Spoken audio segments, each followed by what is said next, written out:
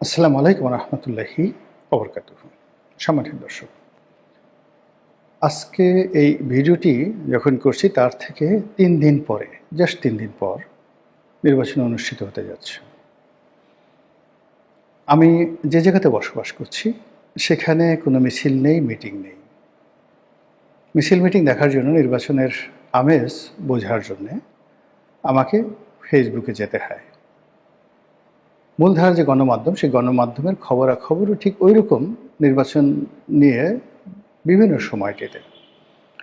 এমনকি বিএনপির জামানাতে যে 15ই ফেব্রুয়ারি নির্বাচন হয়েছিল, একতরফা নির্বাচন হয়েছিল, অথবা ওই যে মাগুরা নির্বাচন হয়েছিল, কিংবা মোসাদ্দেক আলী ফালুকে জিতিয়ে আনার জন্য যে একটি নির্বাচন খেলা হয়েছিল তেজগাঁতে, ওই নির্বাচনের যে আমেজ ছিল বা ওটা নিয়ে যে বিতর্ক হতো, ঠিক সেরকম বিতর্ক কিন্তু এবারের নির্বাচনে দেখা যাচ্ছে না। এবারের নির্বাচনে 2-3টি 4-5টি সিট, 4-5টি হবে না, ওখানে নুরুল হক নুরু, এখানে রুমিন ফারহানা, এই তো এই দুটো সিট নিয়ে বিভিন্ন রকম কথাবার্তা আমরা শুনতে পাচ্ছি। আর বাকি যা কিছু হচ্ছে সবই একতরফা। বিএনপির যারা নেতা রয়েছেন তারা বলতে গেলে প্রায় সব সিটে নাকে তেল দিয়ে ঘুমাচ্ছেন। জামাতের যারা নেতৃবৃন্দ রয়েছেন তাদের দুজনের দুটো কর্ম দেখলাম। একটি কর্ম হলো তারেক রহমান সাহেবের প্রতিদ্বন্দ্বী যিনি দাঁড়িয়েছেন, তিনি ক্যান্টনমেন্টে একটি ঘটনা ঘটিয়েছেন, এটি আসছে। আর জামাতের একজন নেতা, সেই বিতর্কিত নেতা জনাব শাহজাহান, তিনি সেই মাঠে প্রচার করতে গেছেন, তার সঙ্গে 4-5 জন লোক, কৃষকরা বসে বসে খাচ্ছিলেন। তিনি তাদেরকে বললেন যে তোমরা যে খাচ্ছ ওখান থেকে আমাকে 1 লোকমা খাওয়াই দাও। মানে অতিরিক্ত মার্কেটিং। এই তো অন্যান্য সময় যেটা হয়, সভা, জনসভা, মিছিল, মিটিং, মানে এটাতে পুরো ঢাকা শহর থেকে শুরু করে সব জায়গাতে তছনছ হয়ে যায়। এখানে ছোট ছোট প্রার্থীরা আছে যারা নতুন আসছেন, তারা চেষ্টা করছেন, যেমন তাসনিম যারা চেষ্টা করছেন, একা একা ঘুরছেন। আবার তার এই নির্বাচনটি মূলত ফেসবুক কেন্দ্রিক। তিনি ফেসবুকে বলে যাচ্ছেন যে এখানে যাচ্ছি, ওখানে যাচ্ছি। আর বিভিন্ন লোকজন, আমাদের দেশে যা হয়, মানুষের খুব আগ্রহ থাকে। জাইমা রহমান যাচ্ছে রিকশায় করে, একজন রিকশাওয়ালাকে সে একটা কাগজ দিল, রিকশাওয়ালা দৌড়ে এসে কান্না শুরু করে দিল। কেন সে কাঁদলো সে নিজেও জানে না। আবার যার উদ্দেশ্যে কান্না করা হলো, জাইমা রহমান, তিনিও খুব আশ্চর্য হয়ে গেলেন যে কান্নার কি হলো এখানে। এই হলো আমাদের বাঙালির আবেগ। তো এই সকল পরিবেশ এবং পরিস্থিতির মধ্যে নির্বাচনের যে মাত্র 3 দিন আছে, তো সেক্ষেত্রে কি হবে, নির্বাচনের ফলাফল কি হবে, নির্বাচন কোন দিকে যাবে, ভবিষ্যৎ কি হবে, এগুলো নিয়ে যেভাবে আলোচনা হচ্ছে, তার চাইতে একটা আলোচনা ভীষণ রকমভাবে মানুষকে উৎসাহিত করছে যারা বর্তমান সরকারকে পছন্দ করে না। খবরটা বের হয়েছে যে উপদেষ্টা মণ্ডলীদের মধ্যে অনেকেই তাদের যে লাল পাসপোর্ট এটা জমা দিয়েছেন। এটা আদৌ সত্য কিংবা আদৌ মিথ্যা এটা বলা যাচ্ছে না, বাট এই গুজবটা ছড়িয়ে পড়েছে। সরকারের পক্ষ থেকে পররাষ্ট্র উপদেষ্টা তিনি বলেছেন যে আমি এই পাসপোর্ট জমা দেইনি, তবে যতদিন পর্যন্ত দায়িত্ব আছে এই দায়িত্ব মধ্যে কূটনৈতিক পাসপোর্ট জমা দেওয়া লক্ষণ তো ভালো নয়। হোয়াট ডাজ ইট মিন, এটার অর্থ কী? পররাষ্ট্র উপদেষ্টা মিস্টার তৌহিদ এই জমানাতে যে কজন, গত 17 মাসে যে কয়জন লোক মোটামুটি কম বিতর্ক করেছেন, সরকারের কোনো কর্মকাণ্ড বা ঝামেলার মধ্যে তেমন এটা জড়াননি, নিজের স্বাতন্ত্রতা বজায় রাখার চেষ্টা করেছেন, তাদের মধ্যে জনাব তৌহিদ অন্যতম। আরও একজন লোক, তিনিও মোটামুটি আমার কাছে বেশ ভালো বলেই মনে হয়, তিনি অর্থ উপদেষ্টা ডক্টর সালেহ। তারা সাধারণত এরকম ধরনের বিতর্কের মধ্যে তেমন একটা জড়াননি। একেবারে যেগুলো না বললেই নয় সেগুলো তাকে বলতে হয়েছে, যেগুলো না করলেই নয় সেই জিনিসগুলো তাকে করতে হয়েছে। In general they are gentleman. বাকি যারা আছেন তাদের মোরালে সবার মধ্যেই আতঙ্ক লক্ষ্য করা গেছে, সবার মধ্যে বিরক্তি, সবার মধ্যে ভয়, এবং তাদেরকে নিয়ে যদি আপনি যে কোনো বিতর্ক করেন, সেটা অপবাদ হোক, যা কিছু হোক, লোকজন বিশ্বাস করবে। যদি বলেন ওরা পালিয়ে যেতে চায়, বিশ্বাস করবে। যদি বলেন ওরা দুর্নীতি করেছে, বিশ্বাস করবে। যদি বলেন যে ওরা খারাপ ব্যবহার করেছে, বিশ্বাস করবে। মানে এনিথিং ব্যাড, এনিথিং অর্স্ট, এনি দুর্নাম, এনি বদনাম, সব কিছুই এই উপদেষ্টাদের সঙ্গে, বিশেষ সহকারীদের সঙ্গে, ওনার ঘনিষ্ঠজনের সঙ্গে, বা এই সময়টিতে কিছু আমলা কামলা হঠাৎ করে খুব শক্তিশালী হয়ে পড়েছেন, তাদের বিরুদ্ধে আপনি যাই বলেন লোকজন বিশ্বাস করবে। আসলে ঘটনাটা কি?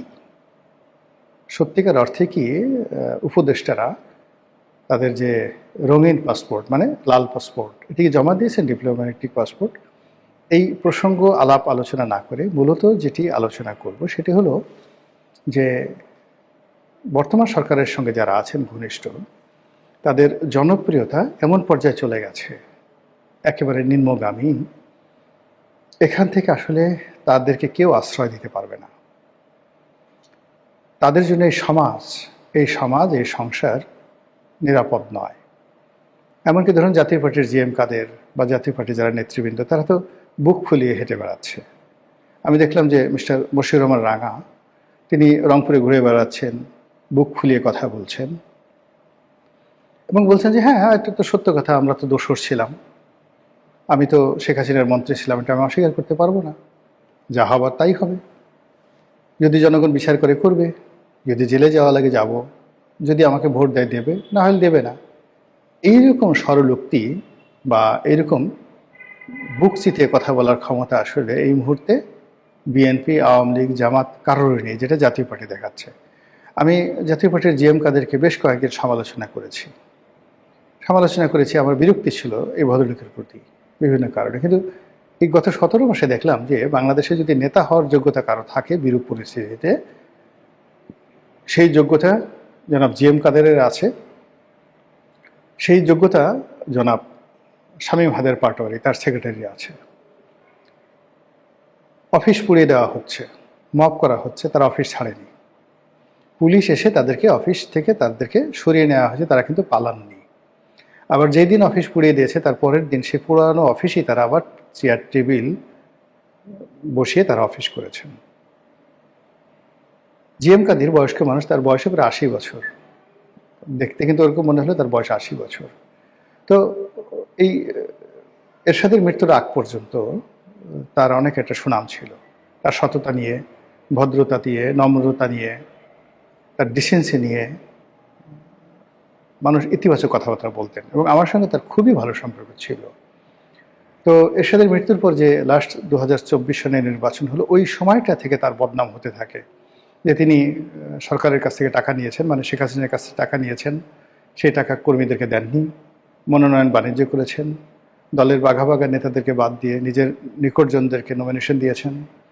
এরপরে তার স্ত্রী শরীফা কাদের, তাকে দলের বড় পদ দেওয়া থেকে শুরু করে পার্লামেন্টে নেওয়া, এই ব্যাপারে তিনি যে কর্মকাণ্ড করেছেন, এগুলো নিয়ে প্রচণ্ড সমালোচনা হচ্ছিল এবং সবচেয়ে বেশি সমালোচনা হচ্ছিল যে ভারতের কথা মতো তিনি আওয়ামী লীগের সহযোগী হয়েছিলেন, অথচ ওই সময়টাতে সবার দাবি ছিল তিনি নির্বাচন বয়কট করবেন। তো সেই কারণে আমিও তার প্রতি বিরক্ত ছিলাম, তাকে নিয়ে অনেক কথাবার্তা বলেছি, কিন্তু ভদ্রলোক কখনোই সেটার প্রতিক্রিয়া দেখাননি। এই জন্য আমি কৃতজ্ঞ। তিনি ওই সময়টাতে কি বিপদের মধ্যে ছিলেন সেটা তিনি এখন বলার চেষ্টা করছেন যে আমি তো, আমার হাত পা বাঁধা ছিল। আমার ভাই এরশাদ সাহেব সে 2014 সালের নির্বাচনে অংশগ্রহণ করতে চাননি, তিনি আত্মহত্যা করতে চেয়েছিলেন। কোনো মানুষ তো তাকে রক্ষা করতে আসেনি, তাকে ডিজিএফআই লোকজন চিৎপটাং করে ধরে নিয়ে তাকে শুয়েই রেখেছে সেই সিএমএসে, এবং সেখানে বসে তার কিচ্ছু করার ছিল না, টু শব্দ করলে তাকে মেরে ফেলা হতো। সেখানে সুজাতা সিং এসে তাকে যে হুকুম দিয়ে গেছে, সেই হুকুমের বাইরে জাতীয় পার্টি যাওয়ার কোনো স্বার্থ ছিল না। তো আমি কি করব এখানে? আবার যখন আমার ভাই মারা গেল, সেখানে আমার ভাবিকে আমার বিরুদ্ধে দাঁড় করিয়ে দিল। আমি একটা টু শব্দ করার সঙ্গে সঙ্গে আমার ভাবিকে দলের নেতৃত্ব দিয়ে দেওয়া হবে, এভাবে চক্রান্ত করা হলো। আমার দল টিকিয়ে রাখতে হবে, তো দল টিকিয়ে রাখার জন্য আমাকে এই কাজ করতে হয়েছে। আমি নিজে বাঁচবো, দল টিকিয়ে রাখবো, এই কথাগুলো তিনি অকপটে বলছেন এখন। দ্বিতীয়ত হলো যে এখানে আমার দলের মধ্যে বেশিরভাগ লোকই আওয়ামী লীগের সঙ্গে তাদের একটা সম্পর্ক ছিল। তারা আমাকে চাপ প্রয়োগ করছিল। আমি কি করব? এর পক্ষে আমার বাইরে করার কিছু ছিল না। এই সমাজ তো আমাকে আশ্রয় দিত না, এই রাষ্ট্র আমাকে আশ্রয় দিত না। এখন অনেকে সমালোচনা করছে, কিন্তু আমি যদি ওই অবস্থাতে 2 দিন পালিয়ে কারো বাড়িতে থাকার চেষ্টা করতাম, প্রত্যেকটা লোক মানে দরজা বন্ধ করে দিত আমার জন্য। তো আমার তো ভারতের বাইরে যাওয়ার কোনো সাধ্য ছিল না, ক্ষমতা ছিল না। এখন যেভাবে অনেকের অনেক কিছু করার সুযোগ নেই, এই কথাগুলো তিনি এতটা সাবলীলভাবে এই সময়টাতে বলছেন এবং যেভাবে বুক ফুলিয়ে চলছেন, এর 10 ভাগের 1 ভাগ ক্ষমতা যদি সেই আওয়ামী লীগের 10 জন লোকের থাকতো, যে জিএম কাদের যে কাজটা করছে সেই কাজটা আমি করব। শামীম হাদের পাটোয়ারি যে কাজটা করছে, সে যেভাবে দাঁড়িয়ে বলছে না আওয়ামী লীগের ছাড়া নির্বাচন হবে না, আওয়ামী লীগ ছাড়া গৃহযুদ্ধ বেঁধে যাবে, মানে যে কথাগুলো বলার, তাকে আপনি আওয়ামী লীগের দোসর বলেন, ভারতের দোসর বলেন, দুর্বল বলেন, তারা কিন্তু তাদের কথা বলে যাচ্ছে। এবং ভারতের পক্ষ থেকে, ক্যান্টনমেন্টের পক্ষ থেকে তাদেরকে যে গ্রিন সিগন্যালগুলো দেওয়া হয়েছে, সেই গ্রিন সিগন্যাল নিয়ে তারা যেভাবে বীর দর্পে ঘুরে বেড়াচ্ছে, আওয়ামী লীগের অনেক লোকের পেছনেও কিন্তু এইভাবে অনেক আশীর্বাদ ছিল বা আছে, কিন্তু তারা কিন্তু সেই নিজেদের অপকর্মের কারণে তারা কিন্তু রাস্তায় বেরোতে সাহস পাচ্ছেন না। আর এর কারণেই যারা এই মুহূর্তে মব করছেন, এই মুহূর্তে যারা নির্বাচন ম্যানিপুলেশন করার চেষ্টা করছেন, বা এই মুহূর্তে যারা একতরফা নির্বাচন করে জয়লাভ করার চেষ্টা করছেন এবং যারা রাজনীতির শূন্যতা তৈরি করছেন, তাদের সবার জন্য এটি একটি মহোৎসব হয়ে পড়ছে। যেটা বলছিলাম, বর্তমান উপদেষ্টা মণ্ডলী থেকে শুরু করে একেবারে প্রধান উপদেষ্টা, তারপর ওনার ঘনিষ্ঠজন প্রেস সচিব থেকে শুরু করে লামিয়া মোর্শেদ, অন্যান্য যারা তিনি বিদেশ থেকে এনেছেন, কি আশিক বা লুৎফে বা খলিলুর রহমান, তারা কেউ কিন্তু শান্তিতে নেই।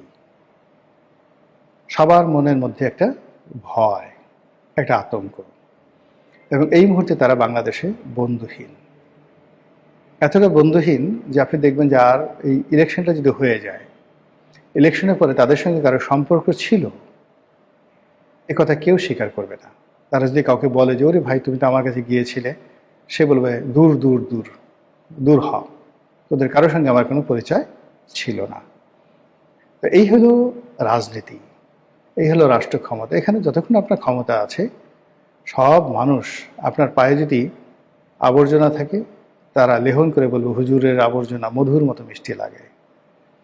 আর যখন আপনি বিপদে পড়বেন, কাউকে যদি বিপদগ্রস্ত অবস্থায় নিজের সব কিছু দান করতে চান, টাকা পয়সা, বাড়ি, জমি জিরের সব কিছু, যে আমাকে একটু আশ্রয় দাও, কেউ আপনাকে আশ্রয় দেবে না। যেভাবে গাদ্দাফিকে দেয়নি, যেভাবে আপনার আইয়ুব খানকে দেওয়া হয়নি, ইয়াহিয়া খানকে দেওয়া হয়নি, টিক্কা খানকে দেওয়া হয়নি, সাদ্দাম হোসেনকে দেওয়া হয়নি, একইভাবে রাজনীতিতে যদি কেউ পচে যায়, কেউ তাকে আশ্রয় দেবে না। বাংলাদেশে বুকে হাত দিয়ে বলেন তো আপনারা, কার এত সাহস আছে এই মুহূর্তে আওয়ামী লীগের শীর্ষ 10 জন নেতার মধ্যে যে কোনো একজন প্রকাশ্যে এসে আপনার বাড়িতে থাকবে, আপনি আশ্রয় দেবেন ওবায়দুল কাদেরকে, জাহাঙ্গীর কবির নানককে, বাহাউদ্দিন নাসিমকে, এই সমস্ত মানুষের সঙ্গে বন্ধুত্ব করার জন্য, তাদের ছায়া দেখার জন্য, তাদের বাড়ির সামনে দাঁড়িয়ে থাকার জন্য কত মানুষের কত আকুতি ছিল। সেই স্বরাষ্ট্রমন্ত্রী আসাদুজ্জামান খান কামাল থেকে শুরু করে আরও অনেকে গত 15 বছর ধরে কত মানুষ তাদের দালালি করেছে। আজ এই বাংলাদেশে কত মানুষকে তারা উপকার করেছেন। তারা কি খালি ক্ষতি করেছেন? আপনাদের কাউকে কি উপকার করেননি? এখন একজন বলেন তো যে আমার এই টাকা সম্পত্তি, বাড়ি গাড়ি, টাকা পয়সা সব তো ওবায়দুল কাদেরের জন্য, সব তো নানক সাহেবের জন্য, সব তো বাহাউদ্দিন নাসিমের জন্য। সে দয়া না করলে তো আমরা এই কাজটা পেতাম না। কাজে আমি বাংলাদেশে আছি, আমার এই বেঁচে থেকে লাভটা কি? আমার জীবন চলে গেল, যদি জেলে যেতে হয় আমি বাহাউদ্দিন নাসিম এবং তার পরিবারকে আশ্রয় দেব, এবং আমি কলকাতাতে তাদেরকে টাকা পাঠাচ্ছি বা পাঠাবো। বাংলাদেশে এমন কোনো বীর আছে বলেন তো এখন? এমন কোনো হিরো আছে এই কথা বলতে পারে? নেই, নো ওয়ান। তো কাজেই 15 বছরের একটা কর্তৃত্ববাদী শাসন, প্রায় 75 বছরের একটি অবিচ্ছেদ্য রাজনৈতিক ইতিহাস, এখনও ব্যবসা বাণিজ্য, শিল্প, কলকারখানা, রাজনীতি, অর্থনীতি, নগদ টাকা থেকে শুরু করে দেশি বিদেশি যে প্রভাব প্রতিপত্তি, আওয়ামী লীগের কাছে কোনো রাজনৈতিক দল এখন দাঁড়াতেও পারবে না। বিএনপি হয়তো বাতাস চলছে, জোয়ার চলছে, সে জোয়ারে তারা যাকে বলা হয় পাল তুলে দিয়েছে। জামাতের একই অবস্থা। কিন্তু সত্যিকার অর্থে যদি এখনও ইতিবাচক নেতিবাচক যে কোনো বিষয়ে আপনি সূচক তৈরি করেন, আওয়ামী লীগের ধারের কাছে কোনো দল নেই, কোনো ব্যক্তি নেই। শেখ হাসিনা জয়, এখনও তাদের যে দাপট সারা দুনিয়াতে, এটা সমপর্যায়ের দাপট কারোর নেই। তো সেই অবস্থাতে আপনি শেখ হাসিনাকে আশ্রয় দিবেন, বা আপনি বুক খুলেই বলবেন যে আমি আজকে শেখ হাসিনার সাথে টেলিফোনে কথা বলবো, দিস ইজ মি, আমার নাম অমুক, বাপের নাম অমুক, বাড়ির নাম অমুক, এই কথা বলে ফেসবুকে একটা ঘোষণা দেন তো? কারো নাই।